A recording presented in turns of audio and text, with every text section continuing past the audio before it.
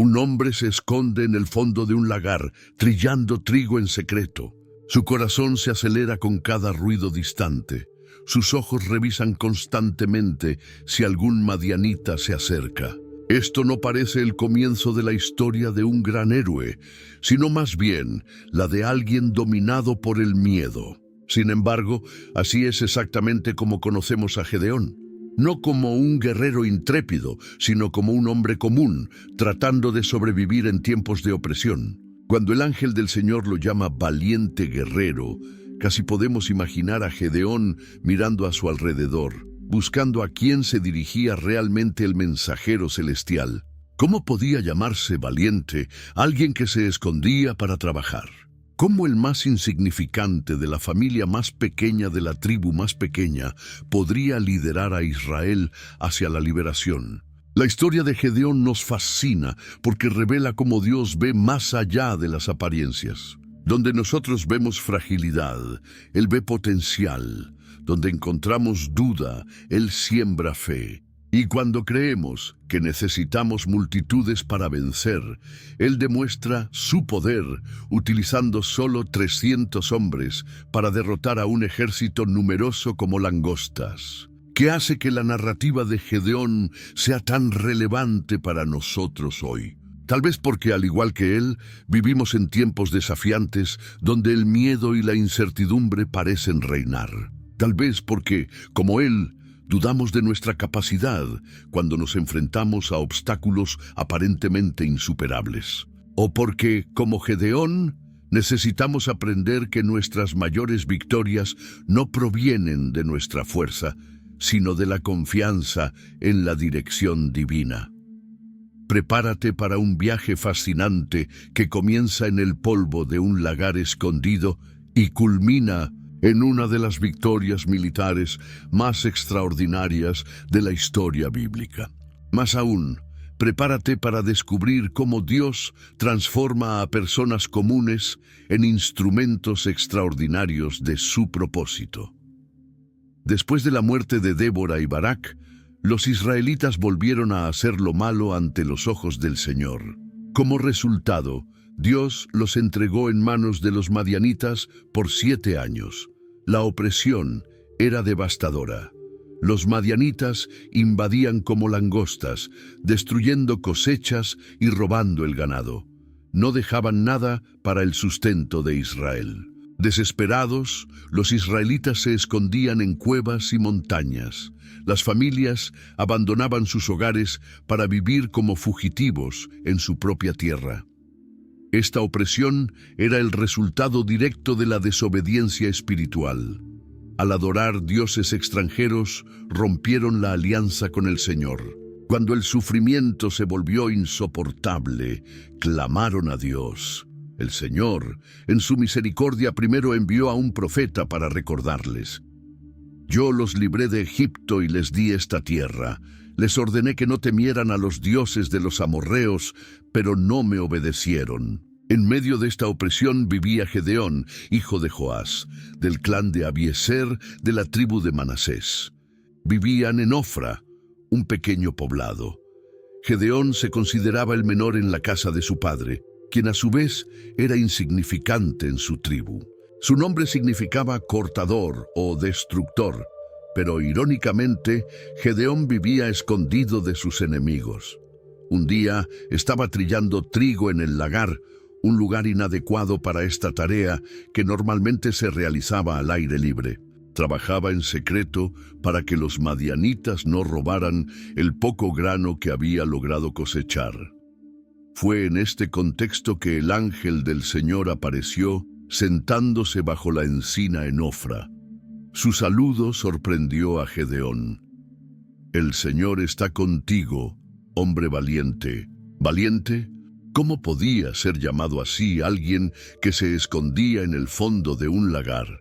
Gedeón respondió con sinceridad: Señor, si Dios está con nosotros, ¿por qué nos ha sucedido todo esto?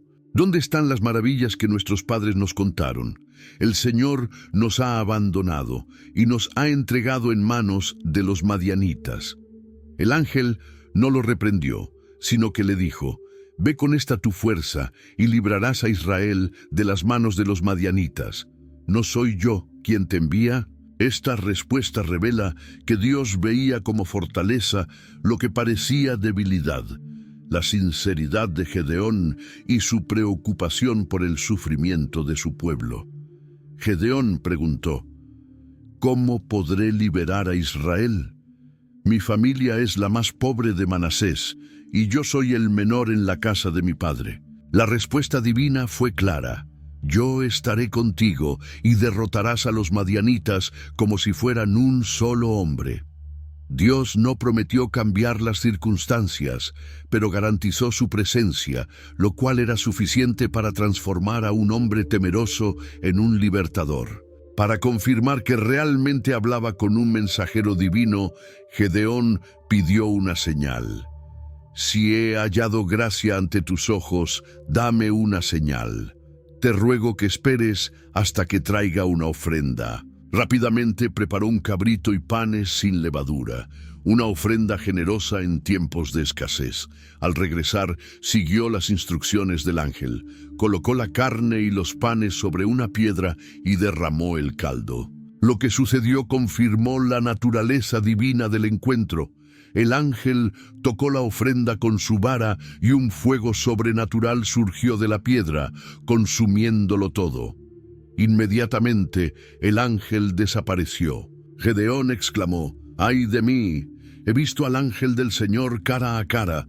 Temía morir por haber presenciado una manifestación divina, pero el Señor lo tranquilizó. Paz sea contigo, no temas, no morirás. En respuesta, Gedeón construyó allí un altar llamado Jehová Shalom, el Señor es paz.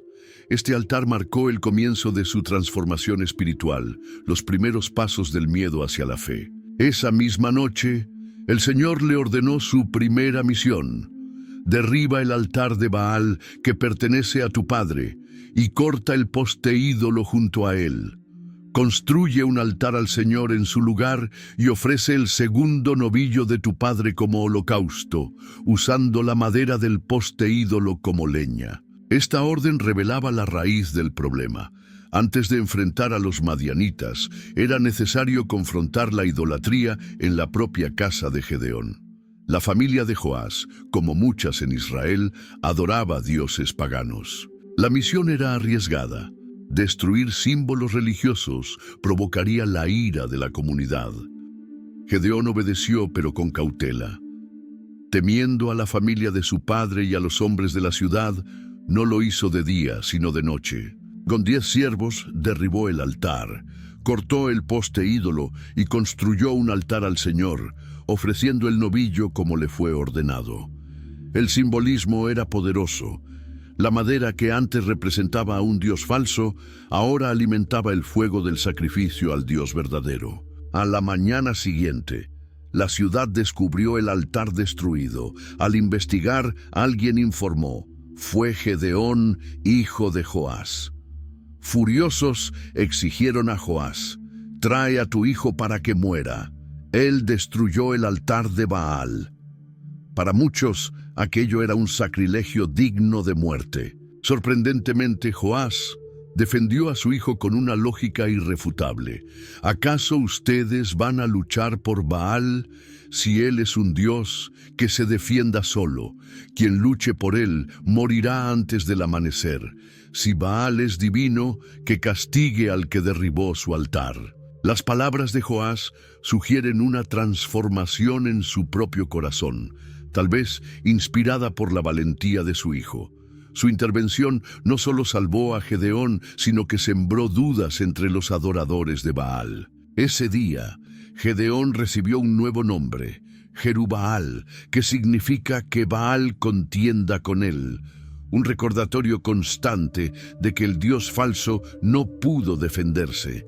Mientras tanto, los enemigos se reunían para una nueva invasión. Madián, Amalek y los pueblos del oriente cruzaron el Jordán y acamparon en el valle de Jezreel. Su ejército era comparado con una nube de langostas, con camellos incontables como la arena del mar. Ante esta amenaza, ocurrió algo extraordinario. el Espíritu del Señor revistió a Gedeón. Esta capacitación divina transformó al hombre que antes se escondía en un líder valiente. Con nueva confianza, tocó la trompeta, convocando primero a su clan, los abiezeritas. Luego envió mensajeros por todo Manasés, Aser, Zabulón y Neftalí. La respuesta fue impresionante.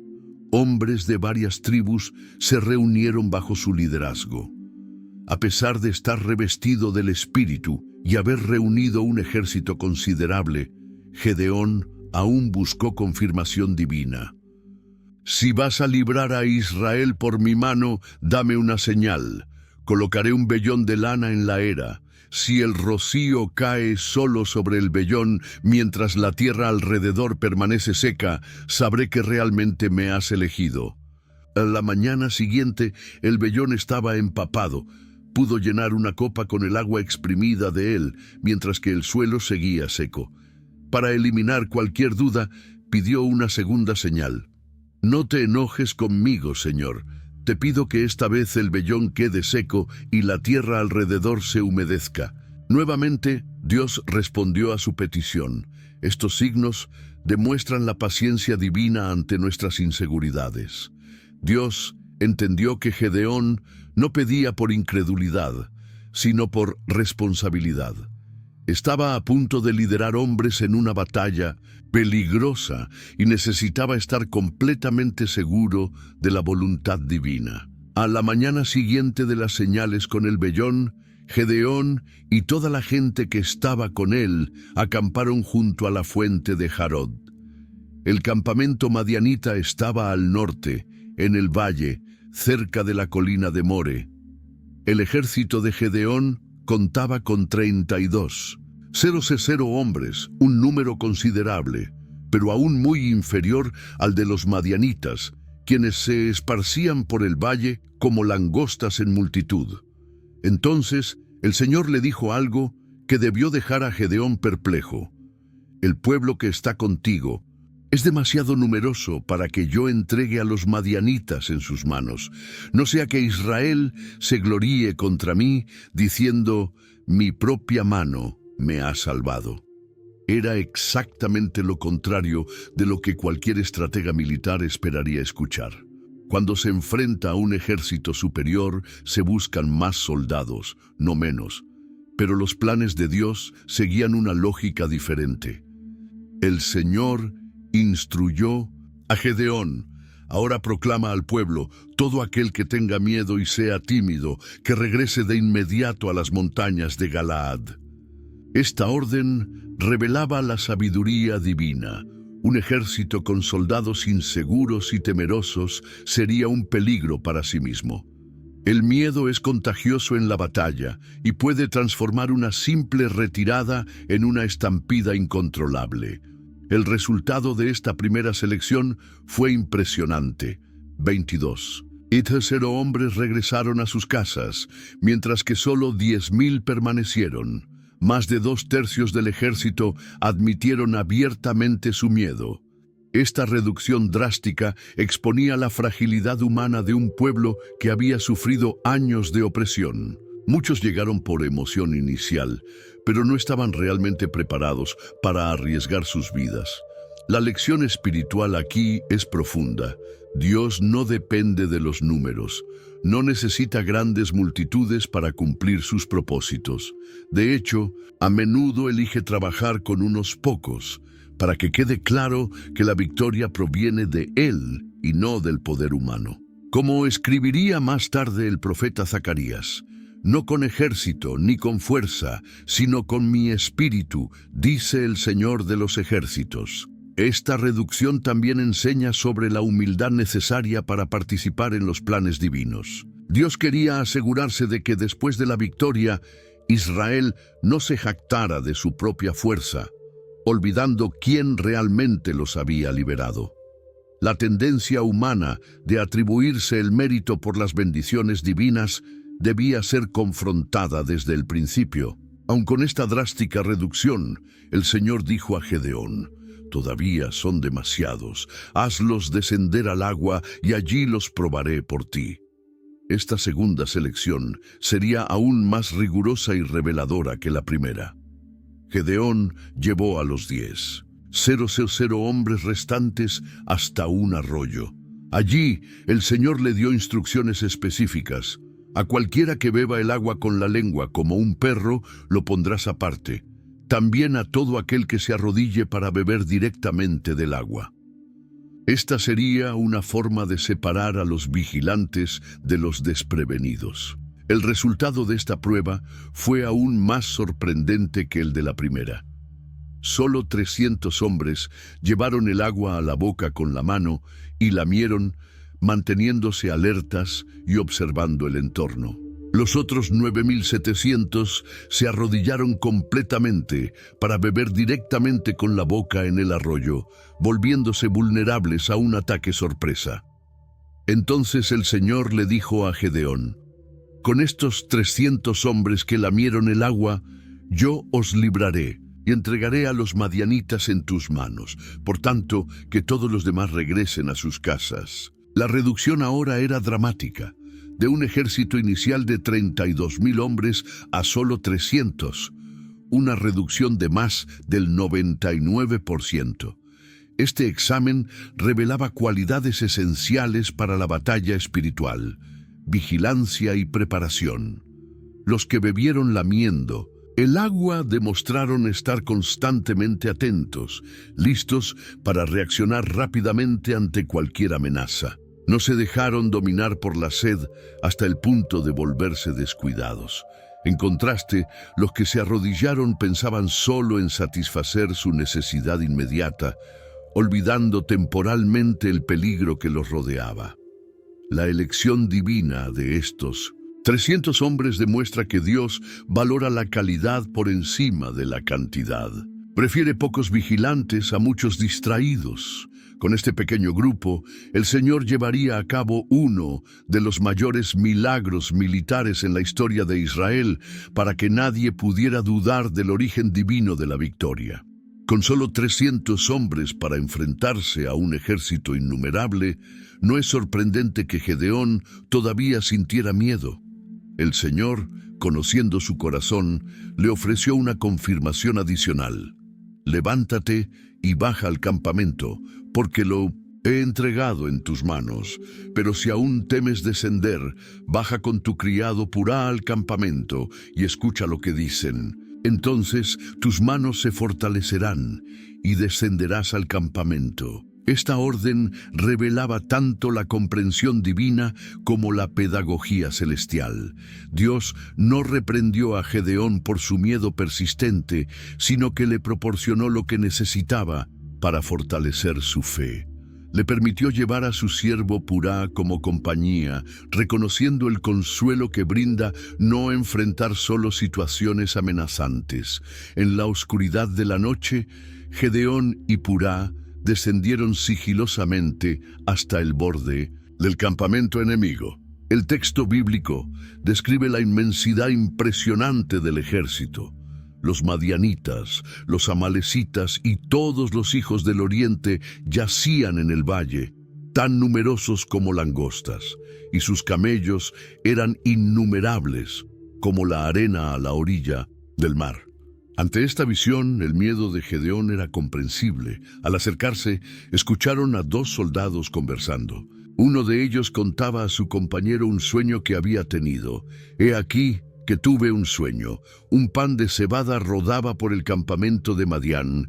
Llegó hasta una tienda, la golpeó, la hizo caer, la volcó de arriba abajo y quedó derribada». El otro soldado interpretó de inmediato: «Esto no es otra cosa que la espada de Gedeón, hijo de Joás, varón israelita. Dios ha entregado en sus manos a los madianitas y a todo este campamento». Esta interpretación era notablemente precisa y profética. El simbolismo era claro. El pan de cebada representaba a Gedeón e Israel. La cebada era considerada un grano inferior, alimento de los pobres, así como Israel era visto como insignificante por los poderosos madianitas. Que un simple pan de cebada pudiera derribar una tienda simbolizaba cómo lo aparentemente débil vencería a lo fuerte, Lo pequeño conquistaría a lo grande. Al escuchar el sueño y su interpretación, la reacción de Gedeón fue profundamente espiritual. El texto dice que adoró, postrándose ante el Señor allí mismo en la periferia del campamento enemigo. Este momento revela la verdadera grandeza de Gedeón. En lugar de llenarse de orgullo al escuchar su nombre mencionado o apresurarse a planear el ataque, primero reconoció la soberanía de Dios. Esta adoración espontánea marcó la transformación final de la fe de Gedeón, de insegura a inquebrantable. El hombre que repetidamente había pedido señales ahora tenía certeza absoluta de la victoria. Había comprendido que no sería él quien vencería a los madianitas, sino Dios, a través de él. Fortalecido por la adoración, Gedeón regresó apresuradamente al campamento israelita. Su actitud y sus palabras reflejaban su nueva confianza. Levantaos, porque el Señor ha entregado el campamento de Madián en vuestras manos. Observa la firmeza de esta declaración. No dijo que Dios entregará, sino que ya ha entregado. Para Gedeón, la victoria ya estaba asegurada antes de que comenzara la batalla. Esta secuencia nos enseña algo valioso. La verdadera confianza nace de la adoración. Cuando reconocemos quién es Dios y nos postramos ante Él, recibimos el valor necesario para enfrentar cualquier desafío. La adoración alinea nuestro corazón con los propósitos divinos y nos permite ver la realidad desde la perspectiva celestial. De vuelta en el campamento, Gedeón implementó una estrategia de batalla completamente inusual. Primero, dividió a los 300 hombres en 3 compañías de 100 cada una. Esta división permitiría rodear el campamento enemigo desde diferentes direcciones, creando la impresión de un ejército mucho mayor. Luego, entregó a cada hombre 3 objetos sorprendentes: una trompeta, un cántaro vacío y una antorcha. Ninguna espada, ninguna lanza, ningún escudo, solo instrumentos que parecían totalmente inadecuados para una batalla. Cualquier general convencional habría considerado absurda esta estrategia. Las instrucciones de Gedeón fueron precisas. Miradme a mí y haced como yo haga. Cuando yo llegue al extremo del campamento, haced lo mismo que yo haga. Cuando yo y todos los que estén conmigo toquemos las trompetas, entonces también vosotros las tocaréis alrededor de todo el campamento y gritaréis por el Señor y por Gedeón. Esta directriz, miradme a mí y haced como yo haga, revela la esencia del verdadero liderazgo. Gedeón no pediría a sus hombres que hicieran algo que él mismo no estuviera dispuesto a hacer. Lideraría con el ejemplo, colocándose en primera línea del peligro. Los instrumentos elegidos tenían un profundo simbolismo espiritual. Las trompetas representaban la proclamación de la palabra de Dios, clara y resonante. Las antorchas simbolizaban la luz de la verdad divina brillando en la oscuridad. Los cántaros, que ocultaban las antorchas y debían ser quebrados para que la luz apareciera, representaban cómo nuestro ego y autosuficiencia deben ser quebrantados para que la luz de Dios pueda brillar a través de nosotros.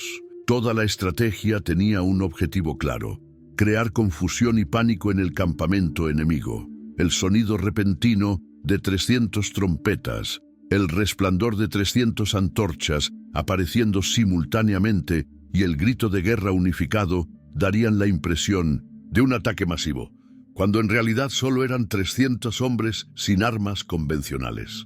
Gedeón y sus hombres llegaron al extremo del campamento madianita al comienzo de la vigilia media, alrededor de la medianoche, justo después del cambio de guardia.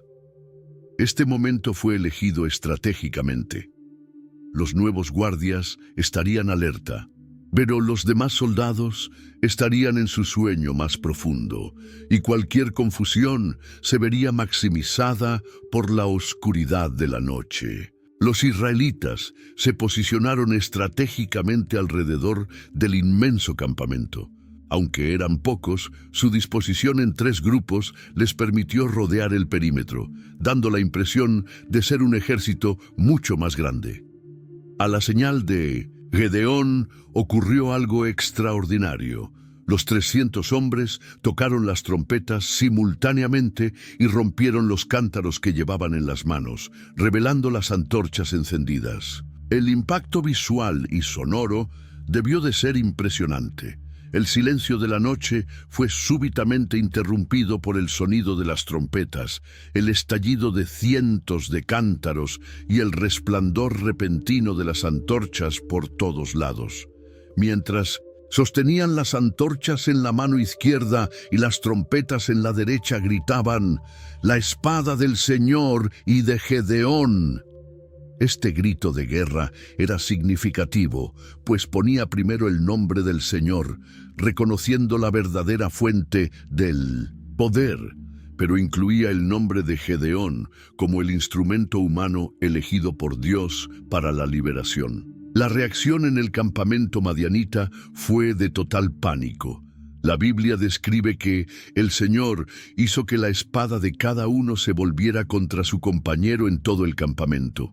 Esta confusión sobrenatural llevó a los madianitas, en su desorientación, a atacarse entre sí, incapaces de distinguir entre amigo y enemigo en la oscuridad. Imagina la escena: soldados despertando sobresaltados por el sonido de las trompetas y los gritos, viendo luces por todos lados, concluyendo que estaban siendo atacados por un ejército gigantesco.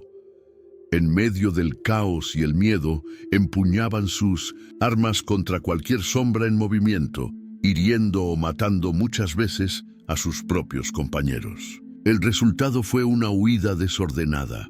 Los madianitas corrieron hacia Bet-Sitá, en dirección a Sererá, hasta los límites de Abel-Mejolá, cerca de Tabat. No fue una retirada estratégica, sino una estampida desesperada, donde cada hombre intentaba salvar su propia vida. Al ver la huida del enemigo, Gedeón envió mensajeros por las montañas de Efraín, convocando a otros israelitas. «Descended al encuentro de los madianitas y tomadles las aguas hasta Bet-Bara y también el Jordán». Esta era una estrategia para bloquear sus rutas de escape, especialmente los cruces del río Jordán, por donde los madianitas intentarían regresar a su tierra. Los hombres de Efraín respondieron rápidamente al llamado, posicionándose en los pasos del Jordán. Esta cooperación entre las tribus mostraba cómo el liderazgo de Gedeón estaba unificando a Israel en torno a un propósito común: la liberación de la opresión extranjera. Durante la persecución, los efraimitas lograron capturar a 2 príncipes de Madián, Oreb y Zeeb. Estos eran líderes importantes cuyos nombres tenían significados simbólicos. Oreb significa cuervo y Zeeb significa lobo, reflejando quizás su reputación como depredadores crueles que se alimentaban del sufrimiento de Israel. La justicia poética se manifestó en la forma en que fueron ejecutados. Oreb fue muerto en la roca, que posteriormente se llamaría la roca de Oreb, mientras que Sib fue ejecutado en el lagar que se convertiría en el lagar de Sib. El lagar, un lugar donde se pisaban y trituraban uvas, ahora se convertía en el sitio de juicio para un opresor. La especificidad de estos lugares de ejecución serviría como un memorial para las futuras generaciones, recordando a todos los que pasaran por allí cómo Dios había liberado a su pueblo y juzgado a sus opresores. Tras ejecutar a Oreb y Zeeb, los efraimitas llevaron sus cabezas a Gedeón, al otro lado del Jordán. Era una señal clara de que los principales líderes del enemigo habían sido eliminados, aunque los reyes madianitas, Seba y Salmuna, aún estaban huyendo y necesitaban ser capturados. Este episodio marca el comienzo de la liberación total de Israel. La victoria aún no estaba completa. Quedaba perseguir y capturar a los reyes madianitas que habían escapado. Pero el ejército principal del enemigo ya había sido destruido de manera milagrosa, mediante una estrategia que solo podía provenir de Dios. Tras la gran victoria sobre los madianitas, Gedeón enfrentó un desafío inesperado. Los hombres de Efraín, una de las tribus más poderosas de Israel, se le acercaron con una queja amarga. ¿Por qué nos trataste así, sin llamarnos cuando fuiste a combatir a los madianitas? Estaban profundamente ofendidos por haber sido convocados solo para bloquear las rutas de escape y no para la batalla principal. Esta queja revelaba el orgullo tribal que existía en Israel. Los efraimitas se consideraban superiores y creían que merecían un papel destacado en la liberación nacional. La situación era tensa y amenazaba con dividir al pueblo precisamente cuando deberían estar unidos celebrando la victoria. Ante esta provocación, Gedeón demostró una sabiduría diplomática sorprendente. En lugar de reaccionar con orgullo, herido o con autoridad impuesta, respondió con humildad: ¿Qué he hecho yo ahora en comparación con lo que vosotros habéis hecho? ¿No es el rebusco de Efraín mejor que la vendimia de Abiezer? Esta respuesta fue brillante en su sencillez. Usando una metáfora agrícola, Gedeón comparó su victoria inicial, la vendimia de Abiezer, su clan, con la captura de los príncipes madianitas por los efraimitas, el rebusco, es decir, los restos de la cosecha. En otras palabras, les estaba diciendo que su papel, aunque posterior, había sido más importante que el suyo propio. La respuesta de Gedeón calmó los ánimos exaltados de los efraimitas. La Biblia dice que su ira se apaciguó cuando él dijo esto. Este episodio demuestra la importancia de la unidad nacional, especialmente después de una gran victoria. Gedeón entendió que el orgullo personal debía sacrificarse en favor de la armonía del pueblo de Dios. Resuelto el conflicto con Efraín, Gedeón continuó con su misión. Con sus 300 hombres, aunque exhaustos por la batalla anterior, cruzó el río Jordán para perseguir a los reyes madianitas Seba y Salmuna, quienes habían escapado con unos 15,000 guerreros supervivientes. Al llegar a las ciudades israelitas de Sucot y Penuel, Gedeón pidió pan para sus hombres cansados. Os ruego que deis algunos panes al pueblo que me sigue, porque está cansado, y yo persigo a Seba y Salmuna, reyes de los madianitas. Sorprendentemente, los líderes de estas ciudades se negaron a ayudar. Con burla respondieron: ¿acaso están ya Seba y Salmuna en tus manos para que demos pan a tu ejército? Esta respuesta revelaba tanto cobardía como falta de fe. Temían que Gedeón fracasara y cuando los madianitas regresaran, sufrieran represalias por haber prestado ayuda. Ante esta negativa, Gedeón prometió represalia. Pues bien, cuando el Señor entregue a Seba y Salmuna en mis manos, trillaré vuestra carne con espinos del desierto y con abrojos. Dio la misma respuesta a los hombres de Penuel, con el añadido de que destruiría su torre cuando regresara en paz. Estas duras palabras revelan un aspecto importante: la inquebrantable determinación de Gedeón de completar su misión. Aún sin el apoyo de sus compatriotas, no desistiría de perseguir a los enemigos de Israel hasta el final. Los reyes madianitas se habían refugiado en Carcor con aproximadamente 15 guerreros, los últimos restos de su otrora inmenso ejército. Seguía siendo una fuerza considerable, especialmente en comparación con los 300 hombres exhaustos de Gedeón. Demostrando ingenio táctico, Gedeón eligió una ruta inesperada para el ataque. Subió por el camino de los que habitan en tiendas al este de Noba y Jogbea. Esta era la ruta de los nómadas, menos vigilada y probablemente desconocida para los madianitas, quienes no esperarían un ataque por esa dirección. La estrategia funcionó a la perfección. Gedeón atacó el campamento cuando sus enemigos estaban confiados, sin sospechar ningún peligro. La sorpresa fue total y causó pánico entre los madianitas. Todo el ejército fue desbaratado y los reyes Seba y Salmuna huyeron una vez más. Gedeón continuó la persecución y logró capturar a los dos reyes. Esta victoria marcaba el clímax de su misión militar. Los principales líderes de la opresión madianita ahora estaban en sus manos. En su regreso triunfal, Gedeón pasó por Sucot. Allí capturó a un joven de la ciudad y lo interrogó. El muchacho escribió para él los nombres de los 77 ancianos y líderes de Sucot, exactamente aquellos que se habían negado a ayudar. Entonces, Gedeón entró en la ciudad y cumplió su promesa. Tomó espinos del desierto y abrojos, y con ellos dio una lección a los hombres de Sucot. Este castigo, aunque severo, era proporcional a la traición que habían cometido contra sus propios compatriotas en un momento de necesidad. Luego se dirigió a Penuel, donde destruyó la torre de la ciudad y mató a los hombres que allí vivían, cumpliendo también esta promesa. La torre, símbolo de seguridad y orgullo de la ciudad, fue derribada como consecuencia de su negativa a apoyar la causa nacional. Con los reyes madianitas capturados se dio un diálogo revelador. Gedeón preguntó a Seba y Salmuna: ¿qué hombres eran aquellos que matasteis en el Tabor?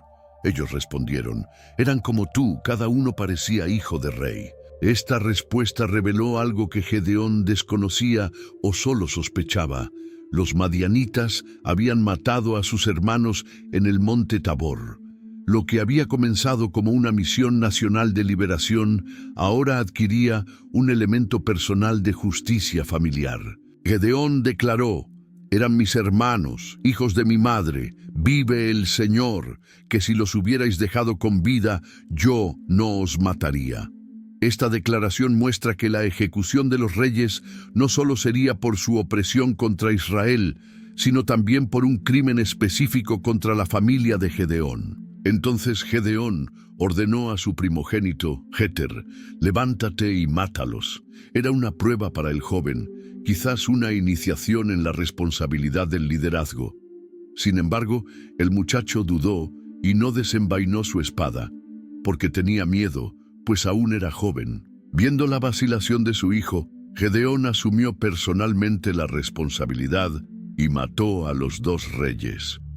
Luego tomó los adornos que estaban en los cuellos de sus camellos, símbolos de estatus y poder que más tarde serían utilizados. Tras estas impresionantes victorias, el pueblo de Israel vino a Gedeón con una tentadora propuesta: reina sobre nosotros, tú, tu hijo y el hijo de tu hijo, porque nos has librado de la mano de los madianitas.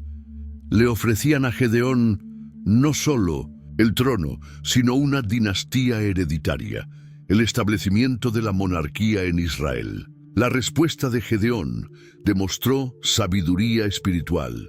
No gobernaré sobre vosotros, ni mi hijo gobernará sobre vosotros. El Señor gobernará sobre vosotros.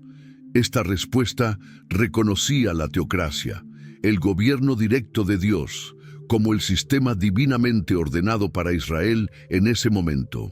Gedeón comprendió el peligro de la institucionalización del carisma, es decir, la transformación de un liderazgo temporal, levantado por Dios para un propósito específico, en una estructura de poder permanente. Reconoció que su autoridad provenía de Dios y estaba limitada a la misión para la que había sido llamado. A pesar de esta sabia negativa a la corona, Gedeón cometió un error significativo.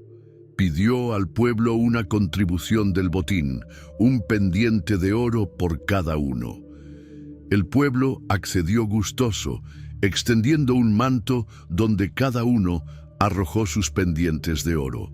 El peso total alcanzó los 1.700 siclos, además de otros adornos valiosos. Con este oro, Gedeón hizo un efod, una vestimenta sacerdotal, y lo colocó en su ciudad, Ofra. Su intención inicial probablemente era buena, tal vez crear un monumento a la victoria o establecer un lugar de adoración al Dios verdadero. Sin embargo, el resultado fue desastroso. Todo Israel se prostituyó tras él, y fue un lazo para Gedeón y su casa. Lo que comenzó como un memorial se convirtió en un objeto de idolatría.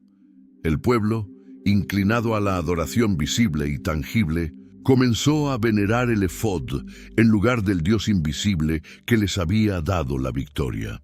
Este error de Gedeón demuestra cómo incluso los grandes líderes espirituales pueden cometer fallos con graves y duraderas consecuencias. El lazo que creó afectaría no solo a él, sino a toda su descendencia.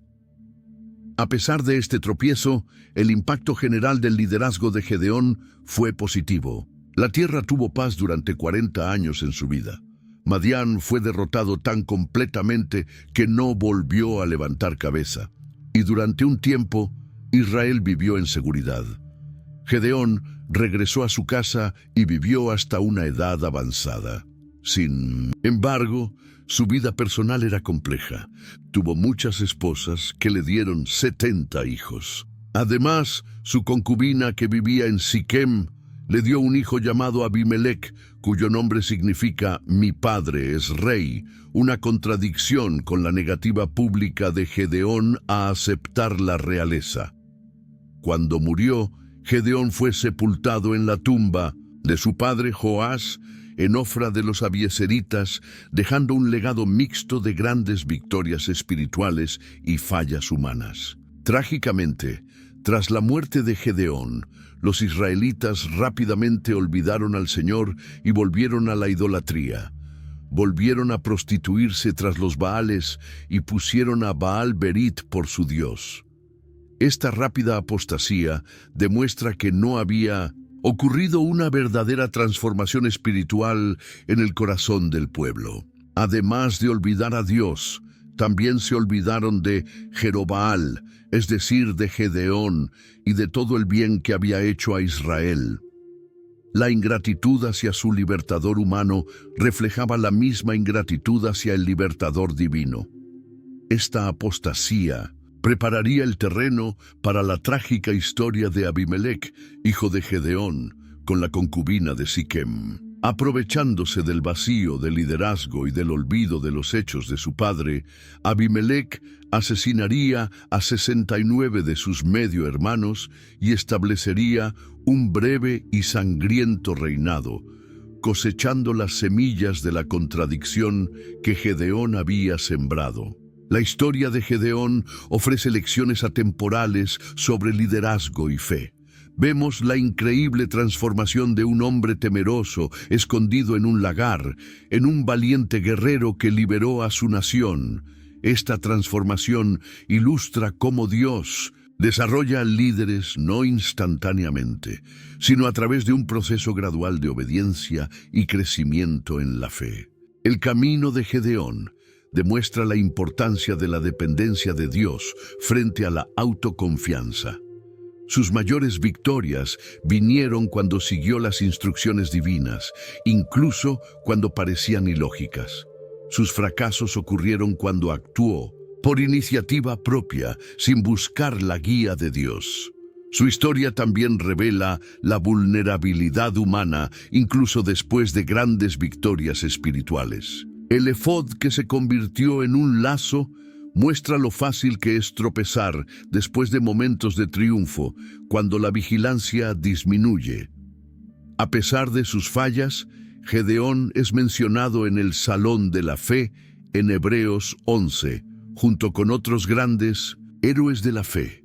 Esto nos recuerda que Dios usa a personas imperfectas para cumplir sus propósitos perfectos. La historia de la redención avanza no por la perfección humana, sino por la gracia divina, obrando a través de personas comunes que responden a su llamado.